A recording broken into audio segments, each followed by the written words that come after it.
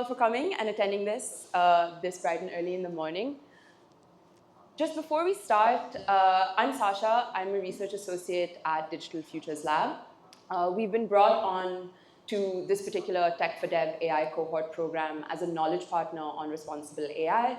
So we're a kind of resource that you can tap into as your organization kind of goes over this 4-month journey with the Tech4Dev mentors for anything related to kind of thinking through how you might think about conceptualizing, deploying, developing your AI intervention responsibly. We're an organization, am I cutting in and out? Okay. We're an organization, an interdisciplinary and independent research studio based out of Goa that looks at the impact of tech on society and also how society impacts the sort of tech that's being developed and put out there. The way that we do this is through evidence-based research, capacity building, and public engagement. And we do this to help people realize what safe, equitable digital futures might look like. I think sometimes the rep that we get is that we're anti-tech, and I would like to stress that is not the position that we take at all. The position that we take is that there is just enough tech or an appropriate level of tech to achieve the outcomes that we want, and that's kind of where we come in to help people figure out what that is. Oh, I'm also joined today by my colleague Shivangi, and we kind of make the 2-woman team that is be assisting you all through the rest of this program with Tech4Dev.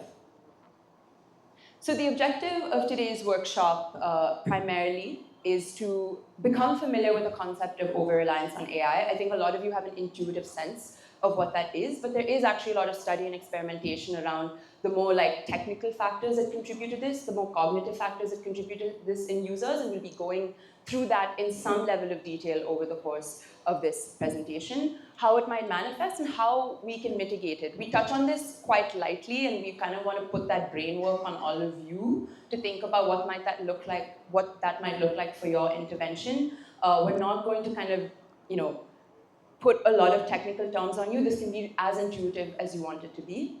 And to kind of also understand the real-world implications and potential outcomes of over-reliance on AI. I think it's easy to think, it's too early on to be thinking about this, but we actually think that it's a good thing to anticipate this now, so that 5-10 years in the future, we're not kind of scrambling to fix an issue we didn't have the foresight to preempt. And the last thing we're going to do in today's workshop is to brainstorm ways to mitigate potential ways over-reliance might show up in your specific intervention. This will be based on who your end user is, what the application is, what you're attempting to achieve, and then thinking through different ways that you can put in strategies and protocols to mitigate this. Oh, sorry. So just very quickly, we are going to try to have a pretty interactive info session for the next 30 or so minutes. And we leave time at the end for some Q&A, but we also highly encourage that you ask questions during, if you have any thoughts, clarifying doubts, etc. Please feel free to raise your hand. Someone will come with the mic and you can voice whatever you want to voice. We will then go into the activity for 30 to 40 minutes, which you will do in your group with your mentors. And then we will have a read back sort of with the larger group in plenary and kind of a closing reflection section on what was kind of shared and how that exercise felt and what you think you kind of got out of it. Just a couple of things to note. Again, like I said, feel free to ask questions, voice thoughts, pushback, challenges. We welcome that over the course of the presentation. I know this is unfair to ask since I was on my laptop all day yesterday during your presentation, but I swear that was because I was taking notes. We ask that you put aside your laptops and phones for the rest of this session. You will only be asked to pull it out for the activity that you'll do with your mentors and to kind of participate in an interactive polling and open-ended question-answer exercise that we do during this. And we also strongly encourage openly sharing any doubts or clarifications that you have with the larger group. We think peer exchange is really useful in spaces like this, and we would love the opportunity to moderate and facilitate that. So please feel free to ask. We saw some of that yesterday. We hope you will bring that energy today as well. Okay, so to just kind of start us off as to the kind of rationale behind why we're focusing on over-reliance on AI, Just first and foremost, logistically, it made the most sense to focus on a concept that agnostic of sector, agnostic of technical expertise, agnostic of what sort of AI application you're building, is something that everyone can kind of have an opinion on or input for. And we kind of wanted it to make it something that not just like technical people in the room would be able to respond to, but also the non-technical people in the room would be able to have some sort of insight on as well. Strategically, kind of rationally, in our first workshop on kind of preempting risks and potential harmful outcomes, 5 out of the 6 organizations that filled out the sheet that we had shared with all of you listed over-reliance as something that they saw as a particular risk. So it's not what everyone is thinking about, but it is top of mind for most of you, so we thought that this would be a great space to kind of talk about this topic. And lastly, kind of strategically, it is kind of important to, I think about this at the beginning of designing your intervention, because mitigating for risks and harms after the fact is incredibly difficult. I don't think we need to look further than the example of social media to see what happens when we're not preempting and exercising any sort of foresight over what the implications are with building a platform and not thinking about what the impact that it might have on people, right? Like right now we're in a situation where entire countries like Australia are banning social media for kids under the age of 16 because of research on the sort of impacts that it has had on mental health, right? What would have happened if, I don't know, Zuckerberg had a little bit of foresight when he built the thing, right? Like what if someone had stepped in to say, like, this is how it might look like in the future, so start planning now. And I think strategically also important to think about this, because right now we're in a room of 7 organizations that are responsibly trying to build AI tools and things like that. But this is 7 organizations in an ecosystem of like 150, probably more social impact organizations, right? Over the next 5 to 10 years, we're going to see a deluge of AI applications that are attempting to address social issues, right? So if we're not thinking about what this might look like, then in the long term and aggregate, we are going to lose out, especially because the sort of people that we're trying to impact with these AI applications are probably not at the sort of literacy levels or cognitive abilities or even socioeconomic backgrounds to push back against the sort of impact that AI might have on them. So very simply, what is over-reliance? It seems really intuitive and it's pretty straightforward. It's over-reliance on AI occurs when users accept AI outputs, and that could be any output, whether incorrect or correct, without verifying whether the AI output is correct or not. There's a little diagram there in the corner that we found in one of the research things that we did, which kind of maps like human decision maker and AI agent and what under-reliance, over-reliance, and appropriate reliance looks like. And appropriate reliance is at every step of the way, the human is kind of checking on what the AI is saying.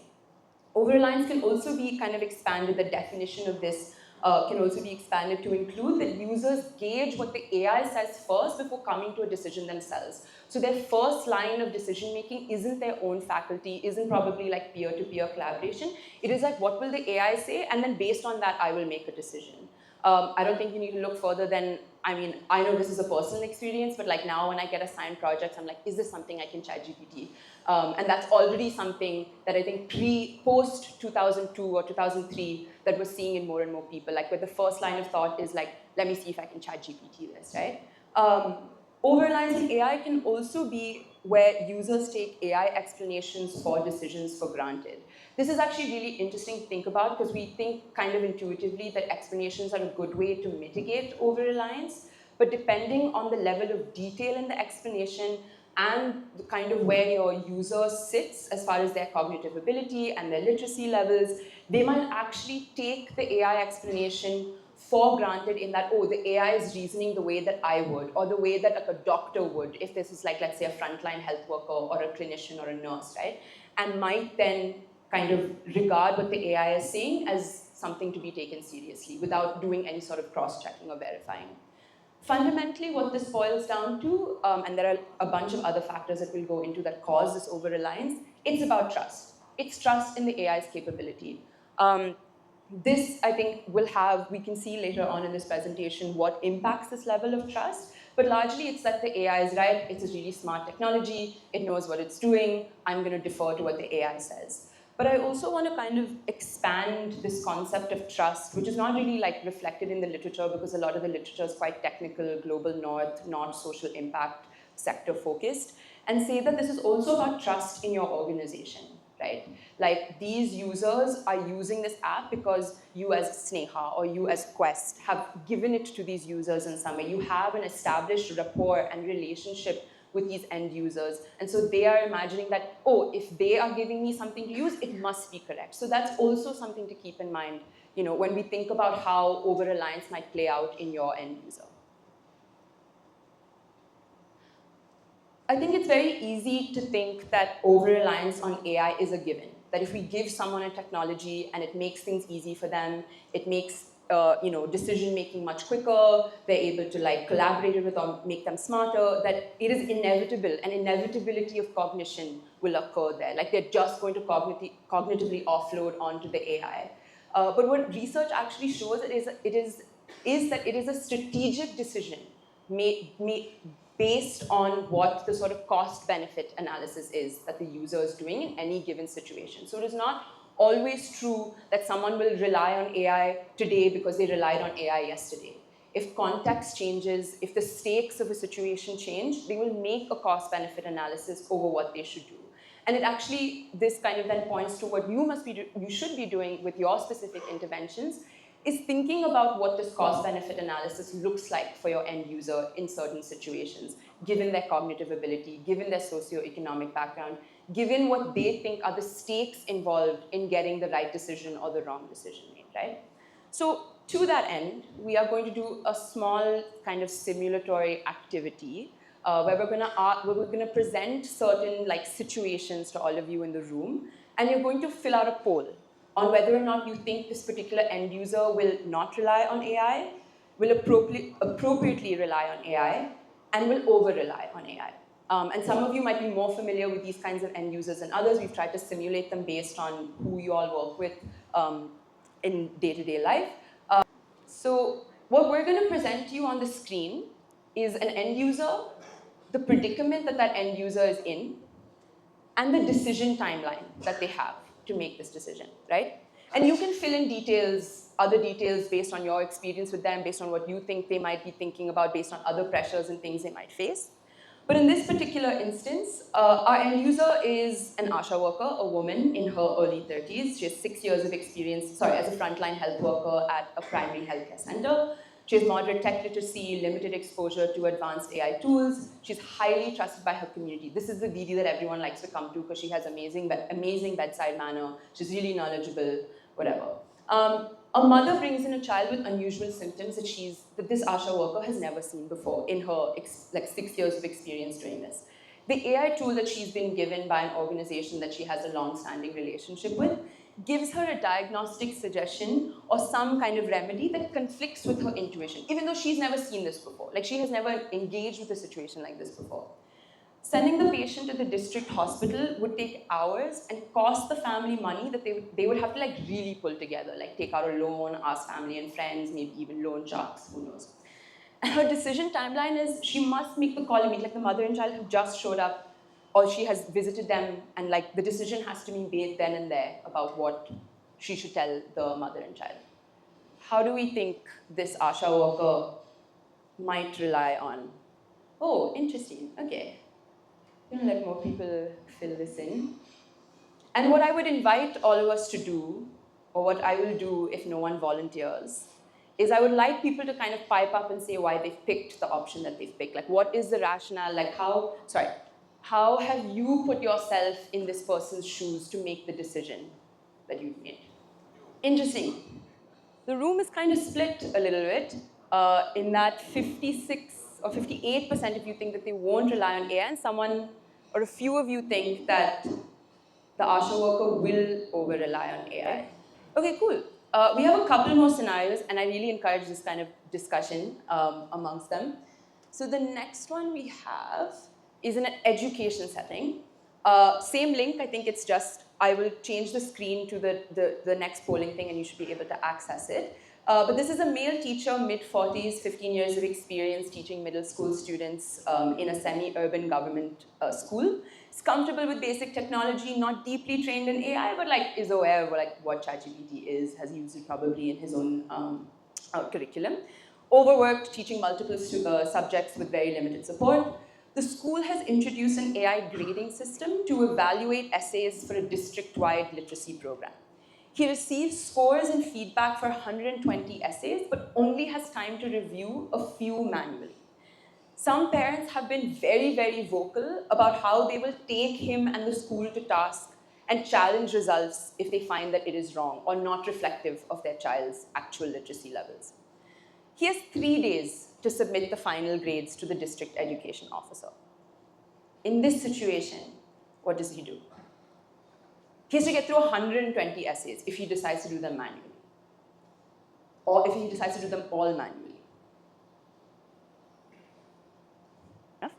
Okay, we have our last scenario before we proceed with the more informational part of this session. And this one is a little bit more like a personal matter, I guess. So there's a woman in her late 20s. She's part of a women's SHG, a self-help group in a peri-urban area. She runs a small tailoring business. She has basic smartphone literacy, but very limited financial literacy. All she knows is money coming in, money going out. That's kind of about it, right? And she probably has like a bank account and a GPay sort of code that she has. She has a large loan payment due in 2 months. A new AI-driven micro-investment app suggests a safe and high-return scheme that could help her earn enough to cover the payment before that payment is due.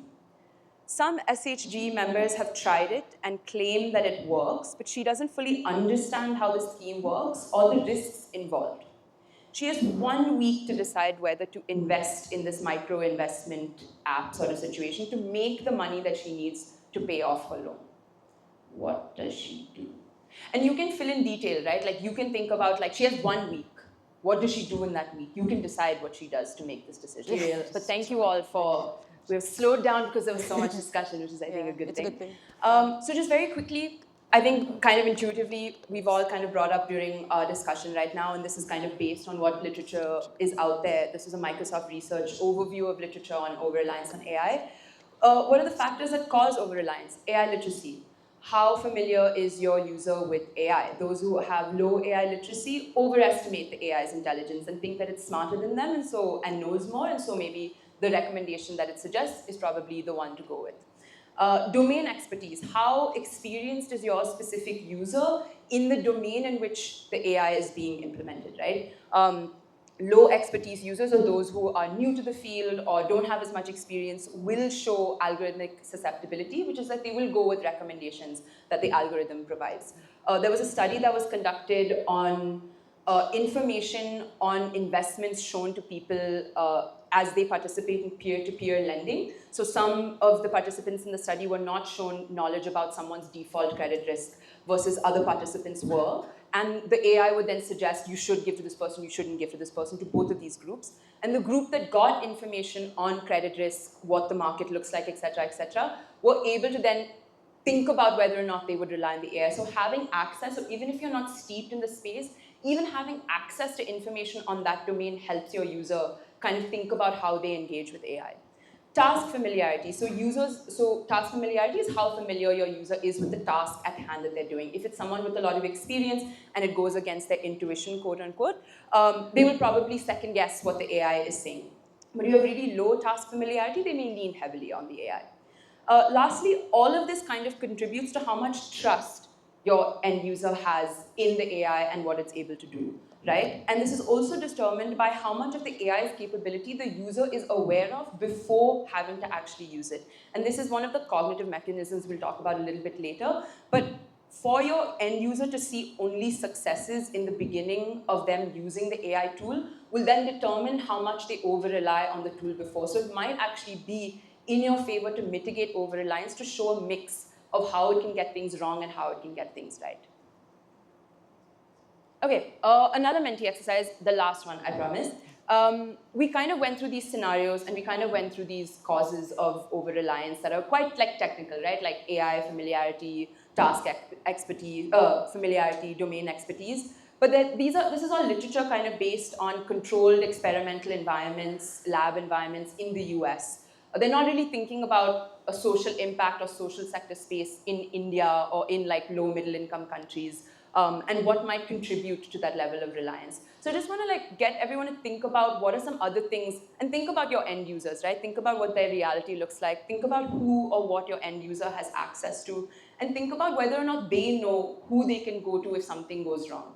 So what are some things I think would be other causes of over-reliance that could come up for your users? Cool. Okay, very quickly. So we know what causes over-reliance, but what are some sort of cognitive mechanisms in which this decision-making happens? And by mechanism, we mean how does this actually manifest in real life?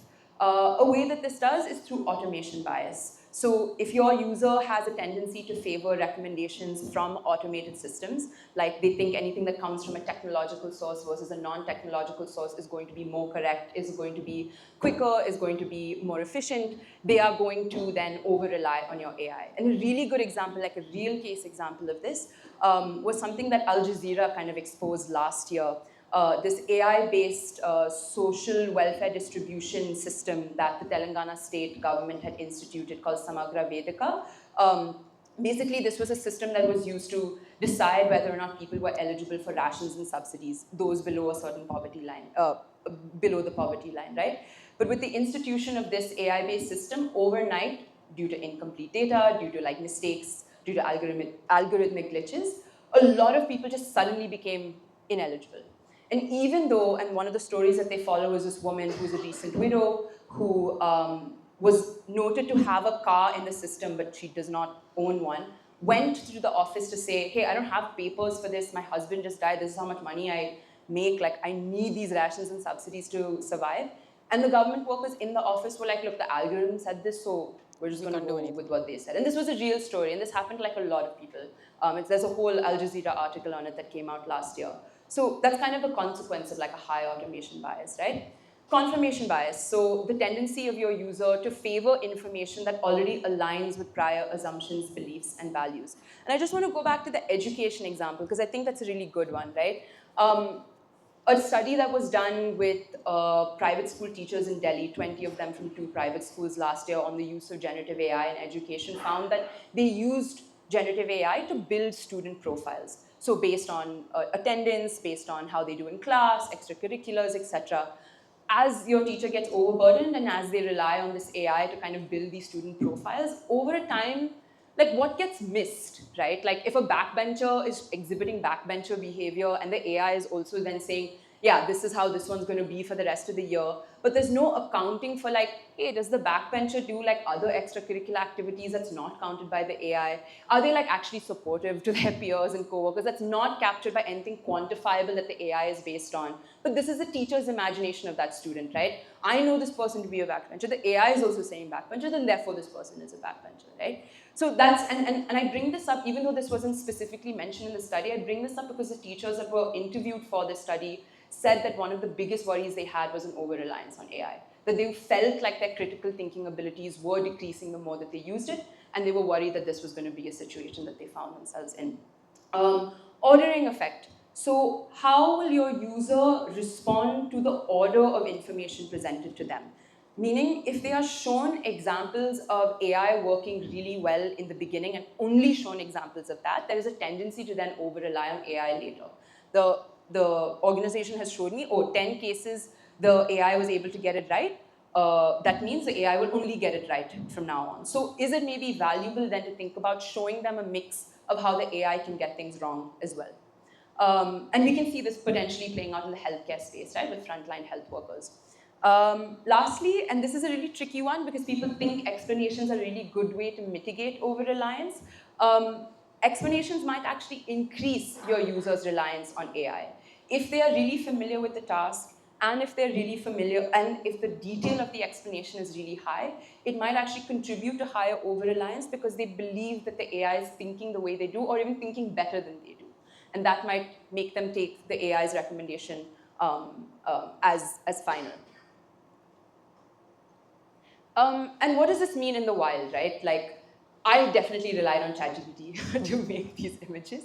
But I mean, we're talking about like what the decision or the impact of that like immediate decision might look like, but in the aggregate, we are already seeing what these outcomes might look like. In the healthcare space, we're actually seeing evidence of de-skilling. So a study that was done with doctors from Poland, Norway, Sweden, etc., found that like 3 months after AI assistance was instituted and therefore then taken away after 3 months, found that their ability to detect abnormalities performing colonoscopies decreased by 20%.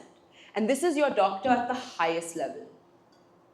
And obviously, you can kind of pick apart the study and be like, oh, were the colonoscopies all the same? And like, was there like a control, whatever? You can say all of that. But I think we're seeing this kind of play out in very specific scenarios. So much of what people in this sector are doing is to kind of bring people out of poverty, upskill them, bring them to a level that like people in like a certain socioeconomic background are able to leverage in a way people at that level aren't. And if we're introducing technology to them under the guise of like, this is going to bring you up to that level, but it actually also simultaneously de-skills them, where does that leave us, right? Like, how do we mitigate the fact that this is a potential outcome of this as we are also trying to upskill and get these communities to a place where they can like, you know, support themselves or see themselves in a different kind of bracket, right? Another one is declining critical thinking.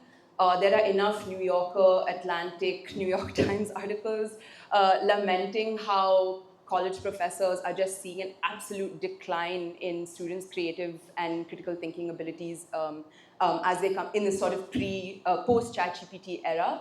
An insight from a professor that we regularly call to a lot of our workshops said that he has noticed, and this is graduate level students in a major university in India, he has noticed a significant decrease in the quality of work that these graduate level students are able to provide if they are asked not to use AI. And so now he's instituted pen and paper in the classroom, no laptops, no phones, all exams are pen and paper now. Because he's like, I need a metric to see that y'all are learning, and if AI is a tool that you're using, I'm just not able to see that in that way. And that might be really dire, and I'm not necessarily advocating for that at all, but it is to say that it is happening, and it is a very real risk. And lastly, could this really lead to like a growing unreliance on humans? I think the example that I've pointed out here is like the sort of emotional outsourcing we're kind of seeing with companion AI and people turning to ChatGPT for therapy. But there was a survey done by Youth Ki Awaaz and YLAC on like 506 youth in India, and they found that 57% of them rely on AI emotionally. So they go to it for its like emotional troubles that they're experiencing, and that number increases to 88% during moments of like really high stress and anxiety. And an interesting insight, and of course it's a very small sample, so we can't conclusively say, 43% of the respondents were from like rural areas and not metro cities. So I think it's very easy for us to think like, oh, this seems like a socioeconomic thing, like only people who know what therapy and all is will go to chat. But no, but like people in rural areas are also turning to ChatGPT and companion AI for support because they probably don't have access to those things otherwise. And why is this relevant for people in this room is because this might be the imagination your end user has of what AI is capable of, right? Yeah. If they are using ChatGPT to process emotions, to talk about things that they wouldn't normally talk to about, and it's able to like help them in that regard, that's the imagination of AI they're coming with when you introduce an AI tool to them, right? Even if it's not the same type of tool, it's like AI does all of these things for me as I use ChatGPT. So it might also do the same thing for me, or it might have the same level of thinking if I use this tool that this organization has given me, right? So also think about the tonality in which your AI tool presents itself to your end user. So even though your intended use case might be X, but because the user has built that rapport with your tool, they think of it as a friend, maybe. So they'll come to you with different problems than what was intended. So how do you account for that then? So that's just something we want to leave in your heads and then back to it. Yeah. Cool. Just very quickly going over this, and a lot of this is intuitive, and we'll leave it on the screen as you guys go into your activity, is that to think about a way to mitigate over-reliance, a lot of strategies that people have put together in literature and experiments, kind of falls under this umbrella term of positive friction. So it's really easy as tech people, UI, UX designers, to remove friction from your user journey as much as possible. But what a lot of people are realizing is that actually life is full of seams. Not all of life is seamless. What you might want to do is introduce enough seams, introduce enough friction that it still contributes to a smooth journey, but it's not entirely seamless. like speed bumps on the road, right? Like it's not, like they're there for a reason, specifically in like high traffic or high accident prone areas. It's useful to have a speed bump there to slow down. It doesn't stop you from moving entirely, right? It just makes you slow down, pause, let some school kids pass, and then you continue on your way, right? So that's kind of how you should think about the sort of protocols and strategies that you institute, or the way that you think about designing your AI intervention, is what are the sort of positive friction protocols you can add that, one, cause for like pause, reflect, and get your end user to just kind of think for like a second, sit with the information that they're being presented. And the other one is a cognitive enhancement of some kind. How do you provide opportunities for them to reflect and engage a little bit more with the recommendation that they're being given? So there are two types. And what you decide to use is based on what behavior you're trying to encourage or discourage. So we've kind of taken a bunch of frameworks and we've kind of made like an amalgamation of that and tried to like synthesize it for you. We recommend cognitive speed bumps, or these sort of like smaller friction or pauses in your AI intervention, if your aim is to increase self-control in your end user. So for example, instead of your frontline health worker running to the AI tool every time they have to diagnose or provide a remedy or see if someone is high risk or low risk, they do that thing. They are asked by the app to like, hey, have you come up with the decision first? Then we can go through whatever this process is, right? So a little bit of like a pause to increase self-control and not just go to the app every time they have a question. Disrupt autopilot behavior. So once they have received a recommendation, are there some things that you can do to get the person to sit with the explanation and the recommendation just for a few more seconds so they absorb it before continuing on in their user journey in your app or your specific intervention? And then cognitive enhancements require a little bit more thinking than that and requires that of your user. So what are some things that you can institute where they have to kind of reflect, where they have to kind of provide justification to prompt engagement and embrace like a sort of like doing discovery and exploration themselves outside maybe of the app? This is just a laundry list of protocols and things that we've kind of categorized based on it. So a cognitive speed bump or like a pause along the way is if you alter the speed of interaction on your intervention, right? So what this might mean is that there's a pop-up or MCQ that comes up after a recommendation is given being like, have you understood what this says? Do you want any more clarification? Instead of them just kind of running with whatever they see on the screen. A cognitive enhancement, an example of that could be really effective onboarding of your end user. So if you do a really good AI literacy program at the beginning of your intervention being deployed, that is a way for them to kind of enhance their thinking on AI and prompt a little bit more reflection on what it is that they're going to be using as they continue to like use this over the course of however long you're deploying the intervention for. Another cognitive enhancement is a lot of opportunities for reflection. So instead of immediately showing the AI, like what the AI's decision is, as it's like kind of taking time to think, you ask questions around like, what is your decision first? How did you arrive at this? And then show them what the AI is saying, and maybe then include like a checklist of some kind, like how does this differ or not differ with what you thought? Obviously, these are all suggestions. You are not expected to involve any of this, and obviously it will require more from your teams and to be able to do these things. So you have to make a strategic decision about what makes sense to do. But these are just some ways to think about it, to think about implementing in your intervention.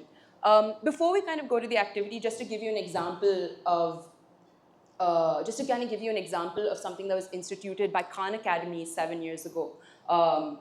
Front runner in sort of like this online education space, right? Something they did was, anytime the student asked for a hint, it was provided, like these step-by-step instructions were provided instead of like an end solution.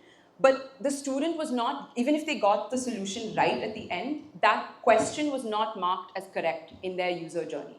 And in doing that, they just wanted to discourage the student having to keep clicking hint to get through their entire progress. So they weren't like negatively marked for it, but they were also like, hey, maybe don't keep hitting on the hint button just to get through think first before you come to us, because this is what happens to your progress over the course of your journey with us. So these are just some examples. I don't know if anyone had questions before we close and go for the activity. And we can share this presentation too, so like and also all of the papers and things that we read in preparation for this. I think it's a quadrant to kind of show what sort of behaviors you are trying to inhibit, expand, stimulate, and kind of create more intention in your end users for. So in one quadrant, you are the sort of behavior which is a kind of amalgamation of increasing intention and increasing inhibition is to increase self-control. If you're in the quadrant of wanting them to question assumptions in order to disrupt autopilot behavior, that falls in the quadrant of increasing inhibition and encouraging kind of expansive thought. So it's just like a mental model to think about what behaviors you are trying to get, you are encouraging in your end users, and what behaviors you're trying to kind of discourage or impede them from kind of going along with. We can share this with you all. It's a great paper that kind of signifies what all of these behaviors are. We just didn't want to create like a laundry list of that on the screen, but it's just a mental model to think about what that might look like for you. Cool. Okay. So just to kind of close before we go into activities in our groups, positive or beneficial friction, I think, should be understood as a must-have. And I think it's easier to approach this if you think of AI as a tool to augment cognitive ability versus just something that makes things easier. I think if we approach AI as a sort of tool to use to expand people's worldview, to expand the opportunities, to expand the way that they think, then I think including these sort of positive friction mechanisms makes a little bit more sense and is something that you probably want to have in your intervention versus just thinking of scale or thinking of how to make this easier, which are also really important things to think about. The context in which your user operates will impact their cost-benefit analysis of relying on AI in a given situation. So it's really integral that you understand their literacy level, understand their trust in the AI, in your organization, understand how much expertise or task familiarity they have, amongst other factors. Like it maybe would be a good way, it would be a good sense to have how much of their peers use AI and how much that impacts the way that they use AI, right? Like if that's research you've not already done, maybe that's something you want to maybe consider undertaking before you think of designing and deploying this AI intervention. This is really difficult, and I don't envy any of you for having to think about this, but the optimal amount of friction balances ease, accuracy, efficiency, and agency. And you can't scrimp on any of these. Like you have to have all of these for it to be beneficial friction, right? For it to be something that makes sense for your team to develop, for the end user to use, and for it to have the outcome that you wanted to get without these sort of harmful unintended consequences that happen as a result. And lastly, I think there's a lack of evidence on the effectiveness of some of these mechanisms, right? And a lot of these are kind of focused in global north, controlled lab environments. But that shouldn't, I think, discourage us from thinking about what it might mean for us and how we might tailor make it for your specific context or for your specific intervention. A lot of things didn't have a lot of research backing it, and we only saw the impact of it much later. We don't want to find ourselves in a position like that 5 to 10 years from now. So it's good, I think, to start thinking about these things then. Okay. The activities that we've set up today is one, getting you to think a little bit about your end user. So we ask you to first identify who your end user is, age, what sort of line of work they're in, et cetera, et cetera. And then kind of answer these questions on a Likert scale, right? What is their familiarity with the AI? How much do you think, what is your sense of how much they trust AI? What does their domain expertise, task familiarity look like? Don't spend too much time on this activity. This is just for us to get a sense of where you all are placed as far as knowing your end user. If you're not able to put something on the scale, leave a comment and say, like, actually, we don't know this. And that might then be something for you all to think about, right? As you move forward in this. We've also asked you to give us, just define your average end user. Like, what does the average end user look like? There will be lots There might of be diversity, but like, think about your average end users because it'll help us as well. And then after you've kind of spent 5 minutes on that, what we try to get you to think about is what sort of friction protocols you might think about already for your intervention. I know it's quite early. Some of you have not even started like building this out, but in your ideal case scenario of your app or your tool, what are some sort of friction protocols that you might think about? So think about whether or not that would be a speed bump or an enhancement. Think about what it would look like to your end user. Like, is it a pop-up or an MCQ? Is it a question-reflective prompt? Is it like a timed interaction? What might that look like? And then what are you trying to address? What behavior are you trying to kind of mitigate by adding this? And again, discuss it within your groups. You might see that there might be some points of convergence and divergence. And then there's just some closing reflection questions on the activity. Once you're done with it, kind of reflecting on the process. The last activity we would like you to do, and this is only if you have time, we would suggest that you really prioritize activity 1 and 2, is how you might think about measuring over-reliance. We didn't include this in the presentation because otherwise we would have gone on for too long, but there are some technical ways to actually measure this, and we can go, I'm happy to walk people through that if you have questions. But what we wanted to do is, we just wanted like intuitive sense from y'all, like what can be some ways to measure over-reliance? Is it time spent on the app? Is it a lack of follow-up questions? Is it as soon as an AI recommendation is given, how long after that do they come back for another question? Or do they get off the app? Like, do they actually sit and read the entire explanation or not? We've given you an indicative list of things. Feel free to be as specific as you want. Feel free to delete what's there and add your thing. Add whatever you want to add. This is just a good way for y'all to start thinking about this, and for us to see what that thought process is looking like for all. Bring this to a close. We have taken enough of your morning today. But just to say that, like, thank you all for being super engaged with the session and really taking to whatever we had presented to you. I know for some of you maybe it was really intuitive. This is stuff that you've seen before, but I hope that the way that we were able to synthesize and present this to you to think about things you already know in a different way was kind of helpful.